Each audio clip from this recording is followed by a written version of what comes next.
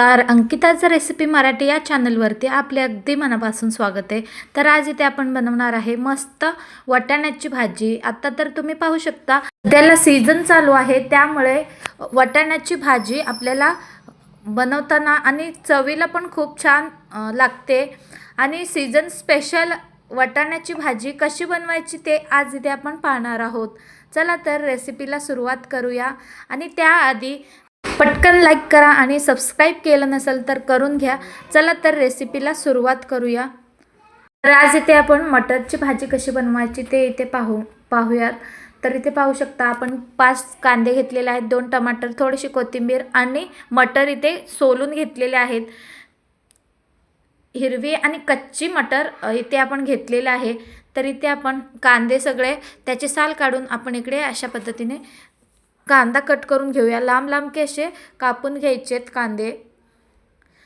कांदे कापून झाले की टमाटर पण असेच लांब लांब के कापून घेऊयात। इथे तुम्ही पाहू शकता अशा पद्धतीने आपण संपूर्ण कांदा टमाटर इथे आपण कापून घेऊयात। आणि कोथिंबीर ही एकदम बारीक असं चिरून घेऊयात। आणि अशाच नवनवीन रेसिपीज पाहण्यासाठी अंकिता रेसिपी मराठी या चॅनलला नक्कीच एकदा ना एकदा भेट द्या।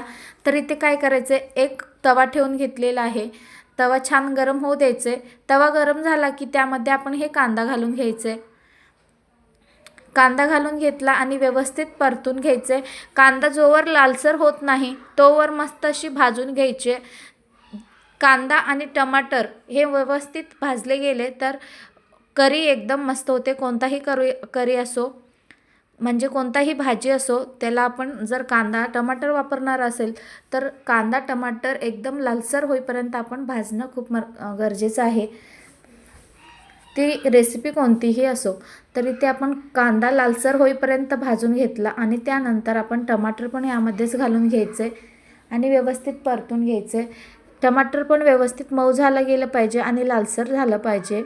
अशा पद्धतीने आपण हे दोन्हीही व्यवस्थित भाजून घ्यायचे। जर तुम्हाला अद्रक लसूण पेस्ट मी इकडे करून घेतलेले आहे। अद्रक लसूण आणि कोथिंबीर याचं पेस्ट मी बनवून घेतलेलं आहे ऑलरेडी। आता आपण एक कढई ठेवून घ्यायचे। कढई छान गरम होऊ द्यायचे। कढई गरम झाली की त्यामध्ये आपण तेल घालून घ्यायचे। 2 चम्मच मी इकडे तेल घालून घेतलं। तेल छान कडकडीत गरम होऊ द्यायचे। खूप जास्त तेल आपण इथे वापरणार नाही, कमी तेलामध्ये मस्त अशी भाजी बनवणार आहे। तर एकही स्टेप न मिस करता संपूर्ण रेसिपी पहा आणि तुम्हाला समजेल पण। तर इथे पाहू शकता आपण यामध्ये आता तेल घालून घेतलेलं आहे। तेल छान गरम होऊ द्यायचे। कडकडीत तेल गरम झाला की त्यामध्ये आपण जे वाटण बनवून घेतलेलं आहे, अद्रक लसूण याचा पण पेस्ट बनवून घेतलेला आणि साथमध्ये कांदा आणि टमाटर याची प्युरी आपण बनवून घेतलेली आहे, ते आपण यामध्ये घालून घ्यायचं आहे। इथे तुम्ही पाहू शकता एकदम मस्त अशी भाजून आपण यामध्ये प्युरी बनवून घेतलेली आहे, ते ह्यामध्ये घालून घ्यायचं। आणि मग एकदम छान गरम झालं तेल की त्यामध्ये मस्त परतून घ्यायचं आहे। अजिबात कढईला चिटकत नाही ही भाजी।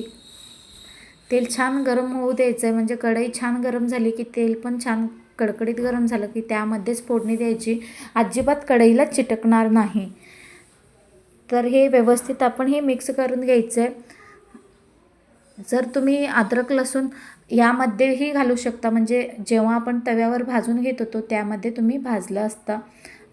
आता आपण आलं लसूणचा पेस्ट घालून घेतलेला आहे। आलं लसूण आणि कोथिंबीर याचा आपण पेस्ट बनवून घेतलेला होता, 1 चम्मच ह्यामध्ये घालून घेतलेला आहे। खूप जास्त नको आहे या भाजीला। तर हे सगळं आपण व्यवस्थित मिक्स करून घेतलेलं आहे।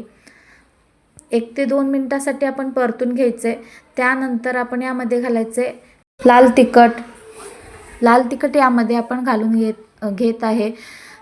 तुमच्याकडे कोणता असेल ते तुम्ही वापरू शकता। काश्मीरी लाल मिरची असेल तर तुम्ही ह्यामध्ये घालू शकता, मस्त कलर येतो। तर आता हे सगळं व्यवस्थित मिक्स करून घ्यायचं आहे। त्यानंतर आपण घालायचे यामध्ये मटर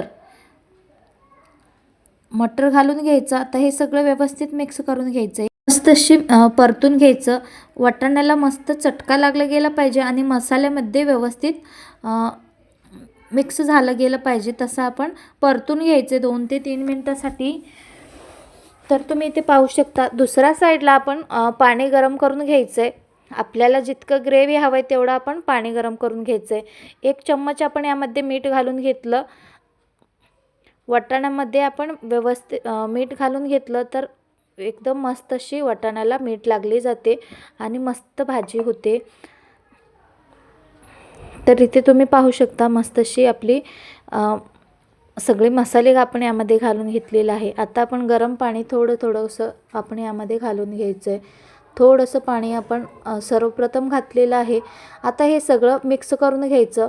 तुम्ही ते पाहू शकता तुम्हाला जसं ग्रेव्ही हवं कमी जास्त तुम्ही करू शकता. जसं तुम्हाला आता एवढंच तुम्हाला बस असेल तर तुम्ही कमी जास्त करू शकता. ग्रेव्ही तुम्ही कमी जास्त करू शकता. तर मी इथे ग्रेव्ही थोडंसं जास्त बनवून घेतलेलं आहे आणि याची पातळ करी पण होते. तुम्ही ते पाहू शकता. आता ह्याला म्हणतात पातळ करी. तुम्हाला जर करी बनवायची असेल तर ह्याला असेच सोडायचे आणि मस्त शिजवून घ्यायचे. पण मी इथे वेगळ्या पद्धतीने बनवत आहे. करी नाही तर एकदम मध्यम असा एकदम परफेक्ट असा वाटाण्याची भाजी इथे आपण बनवत आहे. मटर आपण म्हणतो मटर. तर आता आपण काय करायचं आहे भाजलेलं थोडं बेसन घेऊन यामध्ये घालून घ्यायचं. त्याचा मिक्स करून घ्यायचं आहे पाण्यामध्ये आणि एक चम्मच बेसन यामध्ये मी घालून घेतलेलं आहे. इथे पाहू शकता मस्त अशी भाजीला कलरही आलेला आहे. एकदम दिसायला भन्नाट अशी दिसते. मस्त शिजू द्यायचे याला. इथे पाहू शकता मस्त अशी आपण या वाटाण्याच्या भाजीला शिजवून घ्यायचे. 2 ते 3 मिनिटासाठी आपण याला शिजवून घेतलं की आपली ही वाटाण्याची भाजी मस्त अशी तयार होते. आणि तुम्हाला अशाच नवनवीन रेसिपीज पाहायचं असेल तर माझ्या चॅनलला एकदा नक्की भेट द्या. तिकडे नवनवीन रेसिपीज आहेत, नाश्ता आहेत, वेगवेगळ्या भाजी आहेत. नक्कीच तुम्ही एकदा नक्की ट्राय करा. एकदम गावरान आणि सोलापुरी स्टाईलमध्ये आपली ही रेसिपी असणार आहे. तर इथे आपली वाटाण्याची भाजी परफेक्ट असा तयार झालेला आहे. आता आपण गॅस बंद करून घेऊयात. आता आपण एका प्लेटमध्ये मस्त अशी सर्व करून घेऊयात. तिथे पाहू शकता एकदम भन्नाट असा आपला हा मटर भाजी तयार झालेला आहे. ही रेसिपी तुम्हाला कशी वाटली मंडळी नक्कीच मला कमेंट बॉक्समध्ये कळवा. आणि अशाच नवनवीन रेसिपीज पाहण्यासाठी अंकिता रेसिपी मराठी या चॅनलला नक्कीच भेट द्या. आणि ही रेसिपी कोणत्या राज्यातून जिल्ह्यातून पाहतात नक्कीच कमेंट बॉक्समध्ये लिहून कळवा. तर इथे पाहू शकता मस्त अशी आपली भाजी तयार झाली. वरून अशी थोडीशी कोथिंबीर आपण इथे घालून घेतलेली आहे. परफेक्ट असा मटर भाजी इथे तयार झाली.